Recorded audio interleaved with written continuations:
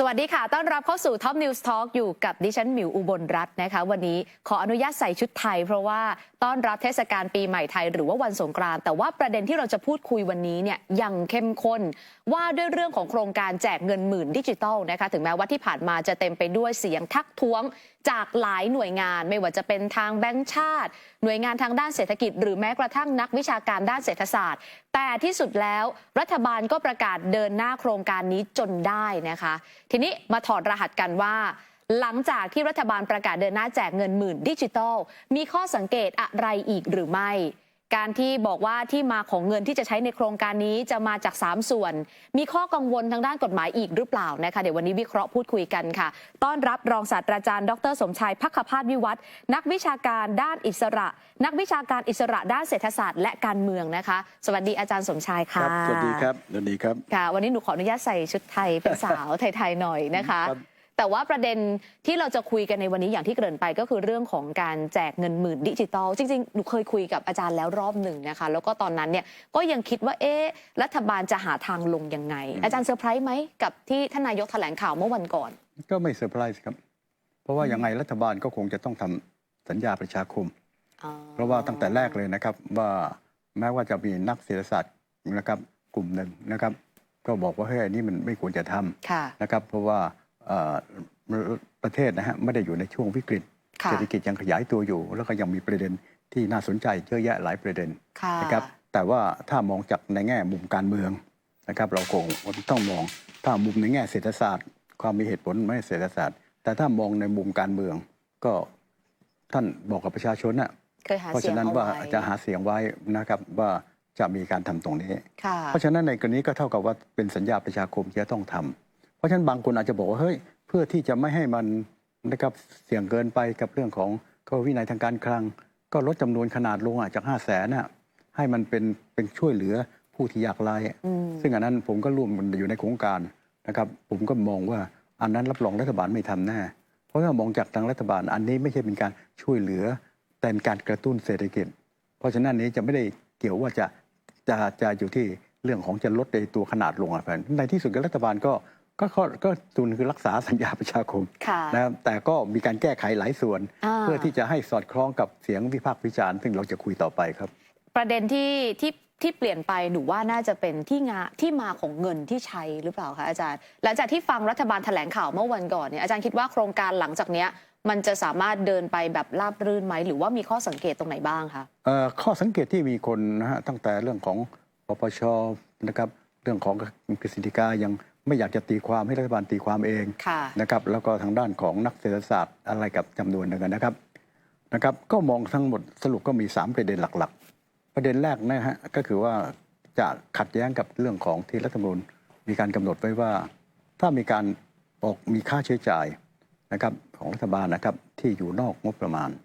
ในกรณีต้องใช้ให้ทำได้ในกรณีที่จำเป็นในกรณีที่พูดง่ายเกิดมีประเด็นปัญหาอันนี้ก็เป็นประเด็นหนึ่งที่ถกเถียงกันนะครับว่าวิกฤตหรือไม่วิกฤตนะทางด้านรัฐบาลบอกว่าวิกฤตนะครับเพราะวิกฤตก็เพราะว่าเศรษฐกิจมันขยายตัวตามนะครับซึ่งอันนี้ก็ถูกต้องในระดับหนึ่งก็คือเศรษฐกิจปีที่แล้วเนี่ยขยายตัว 1.9 นะครับก็เรียกว่าถือว่าต่ำแต่ต่ำมาโดยตลอดนะครับเพียงแต่ปีที่แล้วต่ำหน่อยแต่ทางด้านของนักเศรษฐศาสตร์นักวิชาการเขาบอกไม่เห็นมีวิกฤตเลยเพราะเศรษฐกิจยังขยายตัวบวกมันไม่ได้ติดลบอันนี้ก็เป็นส่วนหนึ่งที่เป็นประเด็นนะฮะว่าวิกฤตหรือไม่วิกฤตก็เลยทำให้ไม่ได้ออกเป็นพรบกู้เงินมันเดี๋ยวกู้เงินยังไงต้องเป็นกู้แต่ว่ามันมีการใช้วิธีหนึ่งซึ่งเดี๋ยวจะมาพูดว่าทำวิธีไหนกับอันที่2เรื่องของวินัยทางการคลังเพราะว่าการที่จะกู้เงินเนี่ย500,000 ล้านเนี่ยมันจะเพิ่มหนี้สาธารณะ2.5%ซึ่งขณะนี้หนี้สาธารณะมัน62ถ้าทำตามแบบเดิมนะฮะมันก็เป็น 64.5กับตัวที่3ก็บอกว่าให้มันระวังนะฮะเรื่องของความโปร่งใสอันนี้คือ3ประเด็นทีนี้รัฐบาลก็แก้อย่างที่คุณถามอาจารย์ไอ้แก้ประเด็นแรกเนี่ยรัฐบาลก็ใช้วิธีมันถึงใช้เวลานานมากเลยคืออะไรครับเอามาเข้าอยู่ในกู้อยู่ในกรอบของงบประมาณอ่ะ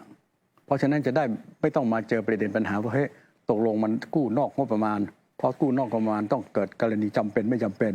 อันนี้มันอยู่ในงบประมาณมันก็เสี่ยงอีกถ้าจะกู้เพราะฉะนั้นพออยู่ในงบประมาณก็ไม่ต้องก็คือประเด็นว่า เฮ้ยจำเป็นหรือไม่จำเป็นก็ไม่ใช่เป็นประเด็น ค่ะ แต่ตัวนี้มันมีอีกตัวหนึ่งที่นะครับเราจะเห็นนะกู้นะฮะมาจาก 67 มี 68 อันนี้อยู่ในงบประมาณนะครับเพียงแต่เพิ่มจำนวนมากขึ้นอีกส่วนหนึ่งมาชดเชยส่วนอันที่ไม่ได้ใช้ แต่ตัวที่จากธกสตรงเนี้ยที่จะเป็นเขาเรียกสีเทาเพราะว่าสีเทาอันนี้ถามว่ามันมีลักษณะนอกงบประมาณ ค่ะ แต่ขนาดเดียวกันนะครับในกรณีของธกสไม่ถือว่าหนี้สาธารณะนะครับในกรณีไม่ถือว่าหนี้สาธารณะจนกว่าถ้าเกิดสมมตินะฮะว่าในอนาคตเนี่ยถ้าเกิดเงินจำนวนนี้นะครับเกิดทางด้านธกสมีปัญหานะครับจำเป็นต้องออกพันธบัตรหรือต้องมาชดเชยวันนั้นก็จะกลายเป็นหนี้สาธารณะเขาเรียกอันนี้ว่ากึ่งงบก็เรียกว่ากึ่ง กึ่งการคลัง กึ่งการคลัง ค่ะ กึ่งงบประมาณ ค่ะ เขาเรียกกาซีบัตเจ็ตซึ่งโดยปกติคนก็ไม่เคยได้ทำกันยุคเป็นว่าจำเป็นทั้งนั้นเองเพราะว่าเป็นสิ่งที่หนึ่งนะฮะมันอาจจะเรียกว่าก็เหมือนกับบริษัทแม่กับบริษัทลูกอะถ้าไม่จำเป็นบริษัทแม่ก็ไม่อยากไปรบกวนบริษัทลูกนะครับเพราะพยายามที่จะขึ้นมาแต่อันนี้ก็เป็นลักษณะหนึ่งมันรัฐบาลก็เพราะฉะนั้นไอ้ตัวที่จะเป็นประเด็นนะครับที่คุยกันอยู่ก็คือไอ้ตัวธกส ค่ะ ว่าตกลงมันนอกงบประมาณหรือเปล่า จริง ๆ ก็คือนอกงบประมาณปกติ แต่ก็ขณะเดียวกันก็ไม่ได้ออกมากู้จากภายนอก เพราะฉะนั้นในที่นี้ก็คงจะเป็นที่ถกเถียงกันมีบางคนก็มีการพูดกันนะฮะเพราะฉะนั้นนี่ก็เป็นประเด็นที่เรียกว่ายังแก้ไม่หมดนะครับแต่ก็เป็นประเด็นอันหนึ่งที่บอกว่าพยายามที่จะหลีกเลี่ยงในแง่นอกงบประมาณจะได้ไม่ต้องตอบประเด็นปัญหาจำเป็นไม่จำเป็นวิกฤตหรือไม่วิกฤต ค่ะ นะครับเพราะว่าอยู่ในกรอบเพียงแต่ตัวที่ผมว่าสีเทาก็คือเรื่องของธกสครับ ประเด็นสีเทาก็คือเงินที่เอามาจากธกสซึ่งรัฐบาลไม่ได้บอกนะว่าจะเอามายังไงกู้หรือไม่กู้ไม่ได้ใช้คำนั้นนะคะแต่รัฐบาลใช้คำแบบนี้อาจารย์ดำเนินโครงการผ่านหน่วยงานของรัฐตามมาตรา 28 โดยจะเอางบจากธกสมาให้กับประชาชนที่เป็นเกษตรกร 17 ล้านคนที่เข้าร่วมโครงการนี้ อันเนี้ยมันมีนัยยะในแง่ของข้อกฎหมายหรือเปล่า ครับ อาจารย์ มันก็มีการเกิดการตีความตั้งคำถามบอกว่าไอ้ตรงที่มาให้เนี่ยนะครับในกรณีนี้เนี่ยมันตรงตามวัตถุประสงค์ของการจัดตั้งธกสไหม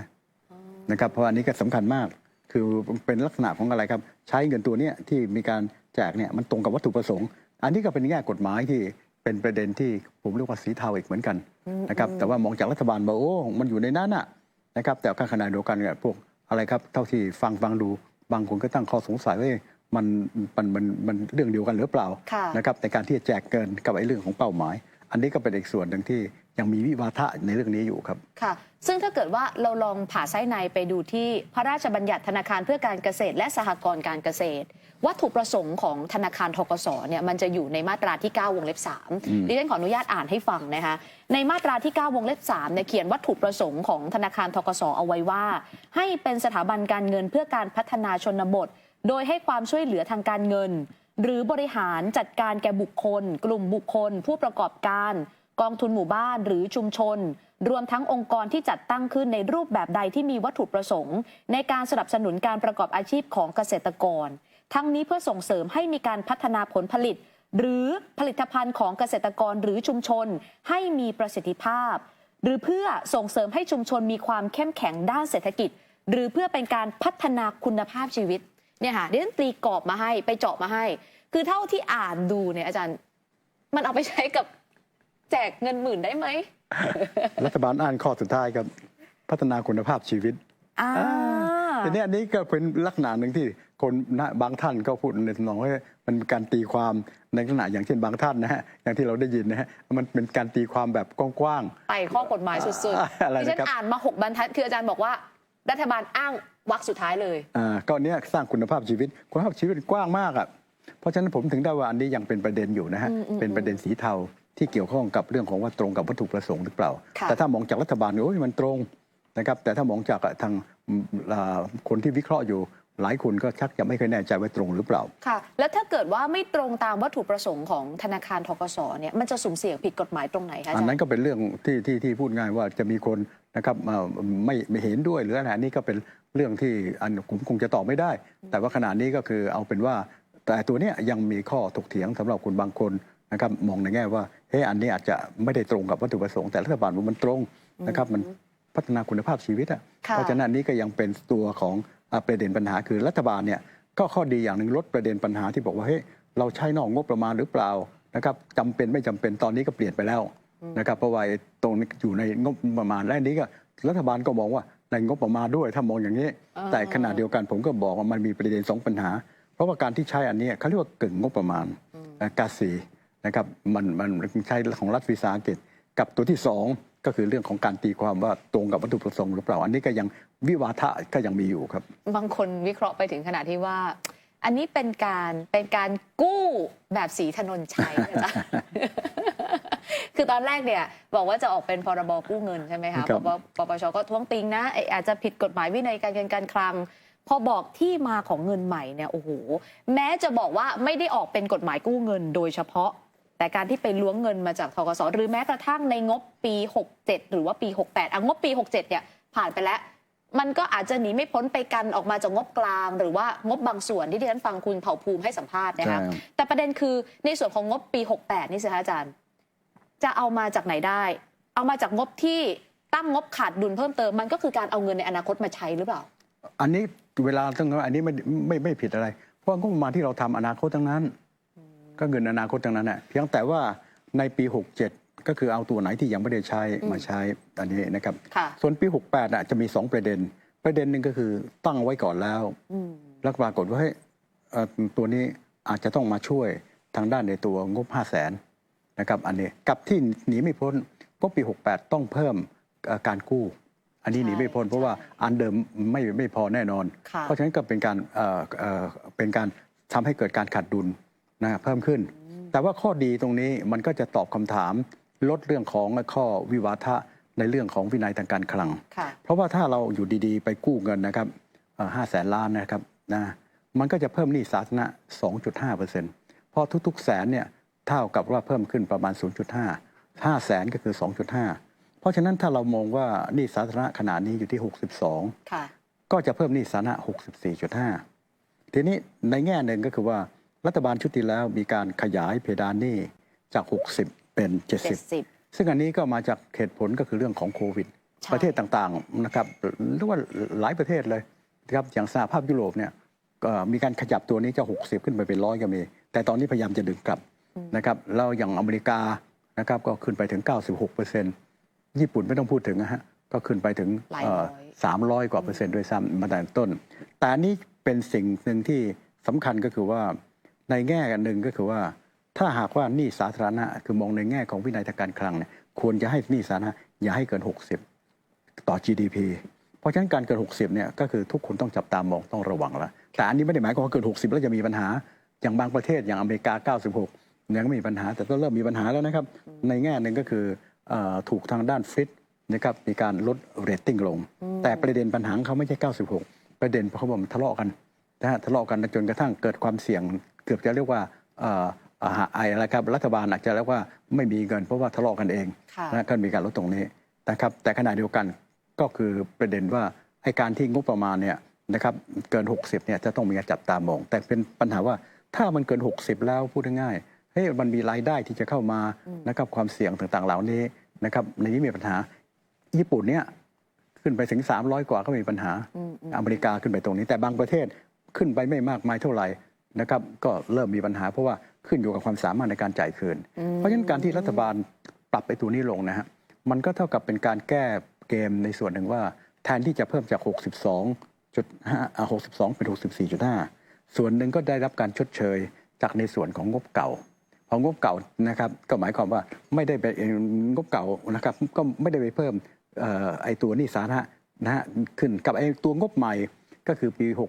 68นี่นะฮะส่วนหนึ่งใช้งบที่มีอยู่ในนั้นกับอีกส่วนหนึ่งมาเพิ่มเติมไอ้ส่วนนี้ก็เท่ากับเป็นการเพิ่มเพราะตัวเลขที่แทนที่จะเพิ่มเป็น 2.5 อาจจะเพิ่มเป็น 1.5 แต่ไม่ได้หมายความว่านี่สาธารณะส่วนหนึ่งมัน 2.5 อยู่แล้วเพียงแต่มันอยู่ในงบของไอ้ตัวไอ้การขาดดุลเก่าเพียงแต่ว่าไอ้ตัวนี้ผลที่ออกมาไม่ได้เพิ่มเป็นอีก 2.5 เป็น 1.5 นี่พอออกมาครับแต่ยังไงไอ้ตัวนี้มันยังไงต้องก่อหนี้เพราะฉะนั้นมันก็ปรากฏออกมาว่านี่การขาดดุลก็ประมาณปี68จะสูงกว่าปกติใช่ซึ่งไอ้ตรงงบขาดดุลปี68เนี่ยน่าสนใจคือถ้าเกิดว่าเราลองไปดูที่ครม.ประชุมล่าสุดเนี่ยนะคะอาจารย์งบขาดดุลปี68เนี่ยอยู่ที่ 865,700 ล้านในขณะที่เพดานสูงสุด ที่รัฐบาลสามารถตั้งงบขาดดุลได้ตามพรบหนี้สาธารณะคือ 876,20 ล้าน ความหมายคืออะไรคือมันเกือบเต็มแม็กซ์แล้วนะอาจารย์ แล้วมันจะกระทบกับเสถียรภาพวินัยการเงินการคลังหรือเป อัน ล่า นี้ คะ ก็เป็นผมขอเรียนอย่างนี้ คือตัวนี้นะครับเราจะเห็นว่าถ้าเราดูงบปีที่ผ่านมาเนี่ยมัน3.48 ค่ะ แล้วก็ขึ้นมาเนี่ย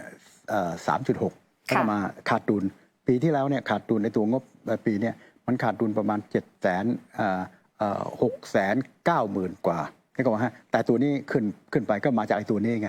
ในภาพบอกไหมครับ ปี แต่ว่า 67เนี่ยขาดดุลอยู่ที่ 693,000 ใช่ครับนะ แต่ว่าปีนี้อยู่ที่ ใช่ไหมครับ 865,700 ล้าน และปี 67เนี่ยจริงๆนะขาดดุลน้อยกว่าปี 66ด้วยซ้ำนิดหน่อยนะครับแต่ว่าตัวนี้กับเพิ่มขึ้นมาก็มาจากตัวนี้ขึ้นมาแต่ว่ากระจายขึ้นมา แต่ว่าอยู่ในระบบไงระบบไม่ต้องตอบคำถามว่าเฮ้ยมันนอกงบประมาณ แต่ว่าเพิ่มที่ตัวนี้ทีนี้ไอ้ตัวที่บอกว่าเสี่ยงต่อตัวเสถียรภาพทางการคลังผมขอเรียนอย่างนี้เสถียรภาพการคลังมันมีหลายตัวครับหนึ่งในตัวนั้นก็คือการขาดดุลงบประมาณคือตามหลักวิชาการทฤษฎีเนี่ยไม่ควรจะเกิน 3%แต่ก็จริงๆมันไม่ได้อันตรายขนาดนั้นบางแห่ง 4% 5% 6%นะครับขึ้นอยู่กับว่าเราจะมีทางที่จะให้อะไรครับมาจ่ายคืนได้ไหมหรืออะไรต่างๆเหล่านี้แต่ตัวอีกตัวหนึ่งที่คนกระมองกันมากหน่อยหนี้สาธารณะนะครับหนี้สาธารณะไม่ควรจะเกิน 60แต่เมื่อเกิน 60เนี่ยจะมีประเด็นปัญหาว่าขึ้นไปตรงไหนทำไมบางประเทศเป็น100ไม่เป็นไรเพราะว่าค่าเป็น100เขาบอกว่าเฮ้ยความสามารถในการจ่ายคืนคุณมีนะครับก็ไม่มีปัญหาอย่างเช่นเขาพูดถึงอเมริกานะแล้วตอนที่96-97เนี่ยเปอร์เซ็นต์เนี่ยเขาบอกว่าอเมริกาออกอะไรครับขึ้นแวดเท่านั้นเองแก้ปัญหาได้หมดละนะครับแต่เพื่อในอเมริกามีปัญหาทะเลาะกันนะครับแต่ขณะนี้คนก็บอกว่าเฮ้ยคุณต้องหาทางแก้นะเพราะว่ามันจะขึ้นไปถึง100 กว่าโอเคนะครับทีนี้ในบางประเทศเนี่ยพูดง่ายๆคุณอาจจะหนี้สาธารณะไม่เกินอันนี้แต่ความสามารถในการจ่ายคืนคุณจำกัดการอธิบายง่ายๆเป็นรูปธรรมเนี่ยเราสร้างธุรกิจเราจะเล็กหรือใหญ่เนี่ยนะครับบางทีกู้เยอะแยะก็มีปัญหาแต่เล็กๆเนี่ยเรากู้ไม่มากแต่คนดูปั๊บคุณกู้ไม่มากแต่รายได้ที่คุณจะหาในอนาคตมันต่ำเพราะฉะนั้นนี่ก็ขึ้นอยู่กับว่าในอนาคตเนี่ยฮะรัฐบาลเนี่ยสิ่งที่นักธุรกิจกำลังมองอยู่แล้วก็นักวิเคราะห์เรตติ้งมองอยู่ว่าถ้ามันเกิน60ในกรณีก็จะจับตามองนะครับว่าเฮ้ยมันในอนาคตเนี่ยเราจะจ่ายคืนได้หรือไม่ได้เพราะฉะนั้นในกรณีก็ขึ้นอยู่กับอนาคตถ้าหากว่าพูดง่ายสิ่งที่รัฐบาลทำอยู่นะครับเศรษฐกิจเป็นไปตามที่รัฐบาลดูแล้วก็ไม่มีการเขาเรียกว่าอะไรครับมีการมีประเด็นปัญหาของการเขาเรียกว่าเกิด concentration ก็คือมีงบมีรายจ่ายหลายอย่างมารวมกับตัวนี้จนกระทั่งโอ้โหรายจ่ายพุ่งขึ้นมาเพราะฉะนั้นถ้าหากว่าเศรษฐกิจมันขยายตัวดีพอขยายตัวดีมีรายได้กลับมารัฐบาลก็โอเคในกรณีก็หมายถึงขาดดุลเท่าไหร่ครับ64 65 66แต่มีความสามารถอันนี้ก็ขึ้นอยู่กับในอนาคตก็ขึ้นอยู่กับว่า1นะครับเศรษฐกิจเป็นใจกับรัฐบาลไหมเศรษฐกิจโลกเศรษฐกิจไทย2การบริหารของรัฐบาลเนี่ยมีประสิทธิภาพประสิทธิผลไหมซึ่งอันนี้ก็เป็นเรื่องในอนาคตแต่สิ่งที่สำคัญก็คือว่าเมื่อหนี้สาธารณะเกิน60คนก็จ้องตามองเพราะฉะนั้นก็จะมีการมองกันว่าอย่างไม่ต้องพูดถึงบางองค์กรอาจารย์ไม่ต้องเอ่ยชื่อบอกว่าสร้างประเด็นปัญหาเสถียรภาพในระยะกลางนึกออกว่าเขาไม่ได้พูดระยะสั้นระยะกลางอันนี้ก็หมายความเหมือนอเมริกาเขากำลังพูดถึงตอนนี้ยังไม่มีปัญหาแต่ระยะกลางจะมีปัญหาต้องแก้ในตอนนี้แล้วเพราะฉะนั้นอันนี้ก็เท่ากับว่าเป็นการเตือนนะครับว่าไอ้ตัวนี้นะครับมันก็จะสะสมขึ้นไปแล้วเนี่ยนะครับมันจะสูงขึ้นไปเรื่อยๆเพราะฉะนั้นนี่ก็เป็นเรื่องที่เกี่ยวข้องกับประเด็นที่2เรื่องของอะไรครับเสถียรภาพทางการคลังแต่ตัวนี้ลดลงไปอย่างน้อยที่สุดเอาตัวงบประมาณมาเป็นตัวตั้งโดยที่ลดเองบางส่วนแต่ก็ขึ้นมีปัญหาและส่วนที่ตัดไปล่ะนะครับอันนั้นจำเป็นหรือไม่จำเป็นเพราะรัฐบาลมองว่าจำเป็นมองจากเรื่องของสัญญาประชาคมแต่ที่ตัดไปบางอย่างอาจจะมองในแง่เศรษฐศาสตร์หรือมองอะไรอาจจะจำเป็นมากกว่านั้นก็แล้วแต่โอเคนะครับกับตัวสุดท้ายอันนี้ก็รัฐบาลพยายามป้องกันเต็มที่เรื่องครหาเรื่องของอะไรครับความโปร่งใสเรื่องต่างเพราะฉะนั้นรัฐบาลก็พยายามดูนะครับให้ไม่เอื้อประโยชน์ถึงกับมีการคุยกันบอกว่าตกลงบริษัทไหนพวกอะไรจะแจกคือลักษณะการแจกสังเกตดูนะฮะจะเป็นการแจกแบบภูมิศาสตร์เพื่อไม่ให้เกิดการกระจุกตัวเช่นไม่กระทั่งออนไลน์ทำไม่ได้คุณรู้ว่าทำออนไลน์ไม่ได้เพราะอะไรออนไลน์ปั๊บอยู่ที่จุดใดจุดหนึ่งไอ้นี่คุณต้องตามอำเภอนะครับแล้วก็มีการแจกกับอันที่2ก็ต้องเป็นธุรกิจนะฮะที่ไม่ได้ใหญ่โตแต่เข้าเซเว่นได้นะอาจารย์เข้าร้านสะดวกซื้อได้เขาเป็นสะดวกซื้อคุณจะบอกว่าร้านเล็กหรือร้านใหญ่อะคุณมารวมกันก็ใหญ่นะครับแต่ว่ากันพูดจริงๆถ้าพูดกันตามตรงนะฮะถ้าตัดเซเว่นไปตัดนู่นไปแล้วตกลงประชาชนไปใช้จ่ายที่ไหนอ่ะอันนี้ก็ต้องคิดง่ายๆใช่ไหมฮะ ราะฉะนั้นนี่ก็ไม่ว่ากันนะฮะนะคือร้านสะดวกซื้อแต่ไม่ใช่เซเว่นอย่างเดียวสะดวกซื้อทุกแห่งฮะ ใช่ใช่ เพียงแต่ว่าถ้าเป็นตัวครับอะไรครับเป็นอะไรครับโครงการใหญ่ๆไอ้พวกอะไรซูเปอร์มาร์เก็ตใหญ่ ค่ะ เรื่องของไอ้ ห้างสรรพสินค้า สรรพสินค้าไม่ ไม่ได้ แต่ในเขามีส่วนหนึ่งก็คือแจก10,000อะซื้อพวกนี้ไม่ได้ต้องตามค้าเล็กนะครับ ค่ะ ร้านพวกนี้กับพวกค้าปลีกแต่ว่าพอพวกนี้ไปแล้ว พวกนี้สามารถที่จะใช้จ่ายไปซื้ออย่างอันใหญ่ได้ ใช่ คุณเห็น2 ช่วงตอนไหมครับ ใช่ มันคนละประเด็นนะฮะ อาจารย์แต่ประเด็นก็คือแล้วเงินสุดท้ายมันจะไปอยู่ในทุนใหญ่ไหมเพราะคนที่จะถอนเงินออกมาได้ มันต้องผ่านการใช้เงินไป2 รอบใช่ไหมคะแล้วก็ต้องเป็นคนที่จดแวดแล้วส่วนใหญ่ก็จะเป็นผู้ประกอบการรายใหญ่ทั้งนั้นเลยอาจาร อ้าว ย์ ถามจริงๆอ่ะคุณไปซื้อที่รายย่อยอ่ะตกลงเป็นรายย่อยเนี่ยคุณไปซื้อของเป็นถุงของรายใหญ่เหรอใช่ไหมครับเพราะฉะนั้นนี่เพียงแต่ว่าต้องยอมรับอยู่อย่างหนึ่งนะครับว่าถ้าจะมองในแง่นี้นะฮะตอนนี้เราก็อย่างธุรกิจจำนวนเยอะเลย อยู่กับนายใหญ่ทั้งนั้นอ่ะ ค่ะ นะครับเพราะฉะนั้นในกรณีนี้จะปิดตรงนี้ก็เท่ากับไม่ขึ้นมา เพราะเราเองก็มีความผิดอยู่ในต้น ก็คือการกระจายรายได้มีประเด็นปัญหา แต่ถ้ามองจากจุดนี้มันก็พูดง่ายก็คือ ตัดประเด็นก็คือว่าอย่างน้อยรายย่อยในที่นี้ก็หมายความว่าค้าปลีกโดยทั่วไปจะเป็นโมเดิร์นเทรดแล้วไงแต่ประเด็นปัญหาอยู่ที่ว่าไอ้พวกเนี้ยเขามีการจัดตั้งดีแล้ว ค่ะ มีการจดทะเบียน แต่ไอ้ตัวรายเล็กของเราสิครับที่จะมาได้ประโยชน์จำนวนเยอะเลยจะต้องจดทะเบียนใหม่ อันนี้ก่อนครับพอจดทะเบียนใหม่เนี่ยก็ไม่ใช่ง่ายๆนักนะครับเพราะว่าการจดทะเบียนใหม่เนี่ยเพื่อที่จะให้เป็นส่วนหนึ่งของเป็นซึ่งจะเป็นประโยชน์ในอนาคตสำหรับกระทรวงการคลังด้วย เพื่อจะได้เข้าสู่ในระบบภาษีนะครับเพราะฉะนั้นสิ่งต่างเหล่านี้ก็คือไอ้พวกรายเล็กเนี่ยบางส่วนก็จดแล้ว ค่ะ แต่จำนวนเยอะยังไม่ได้จด เพราะฉะนั้นในกรณีก็จะประเด็นว่าการที่จะบอกว่ากระจายเนี่ยกระจายได้ทั่วถึงมากมายขนาดไหน ซึ่งในที่สุดพอกระจายปั๊บกลุ่มที่เป็นรายเล็กนะครับกลุ่มที่เป็นโมเดิร์นเทรดนะครับของรายเล็กเนี่ยเขาจะได้ประโยชน์ตรงที่ว่าเขาจัดระบบดีอยู่แล้ว ค่ะ แต่ว่ารายเล็กๆ โดยทั่วไปเนี่ยบางอันยังไม่ได้จัดระบบเลย ซึ่งอันนี้ก็เป็นส่วนหนึ่งแต่ต้องยอมรับอยู่อย่างคือถ้าตัดไอ้พวกโมเดิร์นเทรดไปต้องให้ความเป็นธรรมตกลงเอาไปซื้อที่ขนาดไหนแล้ว10,000ไปซื้อที่ไหนต้องยอมรับนะฮะเพราะฉะนั้นนี่ก็เป็นส่วนหนึ่งที่ไม่ว่ากันนะฮะในส่วนนี้นะครับแต่หนีไม่พ้นก็ถูกวิจารณ์ในส่วนนี้นะครับเพราะสิ่งที่เขาต้องการคือกระตุ้นนะครับในอำเภอต่างๆเหล่านี้ ค่ะแล้วการดีไซน์โครงการในลักษณะแบบเนี้ยนะคะซึ่งรัฐบาลเนี่ยบอกว่าจะกระตุ้นเศรษฐกิจระยะสั้นได้ประมาณ 1.2 ถึง 1.8% อาจารย์มองว่ามันจะได้แบบนั้นจริงไหมคะ อันนี้ก็แล้วแต่ตัวเลขครับผมยกตัวอย่างเรื่องของการสมมติฐานเนี่ยก็มีการสมมติฐานว่าทุกๆ100,000นะครับมองในแง่การลงทุนหรือมองในแง่บริโภค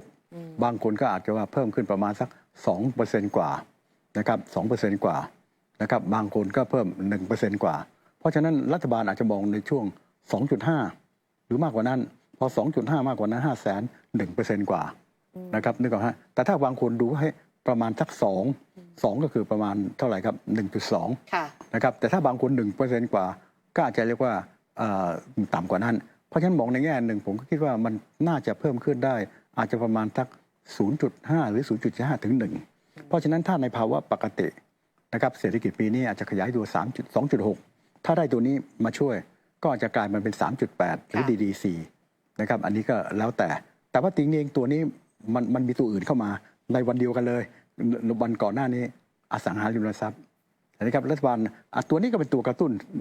ส่วนหนึ่งเพราะว่าอสังหาริมทรัพย์ที่รัฐบาลส่งเสริมเนี่ยมีการตัวส่งเสริมที่เรียกว่าเป็นพิเศษเลยเพราะก่อนหน้านี้ยังแน่นเพราะก่อนหน้านี้ก็ส่งเสริมเรื่องนะครับเรื่องของอะไรครับช่วยลดเรื่องค่าธรรมเนียม ค่ะ เรื่องของการอะไรซื้อขายหรือการอะไรต่างๆแต่ตอนนี้ให้สิทธิพิเศษด้านของอะไรครับภาษีเงินได้บุคคลธรรมดาคุณสร้างบ้านไอ้ค่าใช้จ่ายเรื่องการอะไรครับก่อสร้างเนี่ยเอาไปขอลดภาษีได้นะครับกับอีกส่วนหนึ่งก็คืออสังหาริมทรัพย์ที่เขาสำหรับสร้างสำหรับผู้มีรายได้น้อยก็สามารถที่จะได้คืนภาษีได้นิติบุคคล ค่ะ ซึ่ง2-3 ส่วนนี้เป็นส่วนหนึ่งที่ช่วยกระตุ้นเศรษฐกิจแม้แต่รัฐบาลบอกว่าถ้ามองจากนั้นเนี่ยจะช่วยกระตุ้นเศรษฐกิจได้ 1.4 ถึง 1.7% นี่ก็บอกครับโดยตั้งสมมติฐานว่าเป็นตัวที่ช่วยในการลงทุนประมาณ 5-6 แสน ค่ะ แล้วก็ช่วยบริโภคอีก 1 แสน เพราะฉะนั้นถ้าเอาตัวนี้รวมไปด้วย ก็หมายความว่าไอ้ตัวนี้อาจจะบวกอีกประมาณ 1 หรือ 1.2 คือเหมือนมีหลายเครื่องยนต์มาช่วยกัน หลายเครื่องยนต์เพราะฉะนั้นถ้าดูจากตรงนี้จาก 2.6 ถ้าไอ้ตัวดิจิทัลมาช่วยเป็น 3.8 หรือ ค่ะ 4 ไอ้ตัวนี้มาช่วยอาจจะถึง 5 นะแต่ว่าต้องระวัง เพราะว่าดิจิทัลตัวนี้มันไม่ได้เกิดในปีนี้ อ๋อฮะค่ะ เพราะฉะนั้นมันไม่ได้ออกมา 1% ค่ะ เพราะมันปลายปีไตรมาส ค่ะ เพราะฉะนั้นที่เราบอกว่า 1.2 ต้องไปแบ่งปันสำหรับปีหน้าด้วยครับ อ๋ออันนี้เป็นข้อสังเกตในช่วงแรกนะคะจะ มาร่วมสนับสนุนท็อปนิวส์นำเสนอความจริงได้แล้ววันนี้ เพียงกดปุ่ม Super Thanks แล้วเลือกจำนวนเงินตามที่ต้องการได้เลยครับ ขอบคุณครับ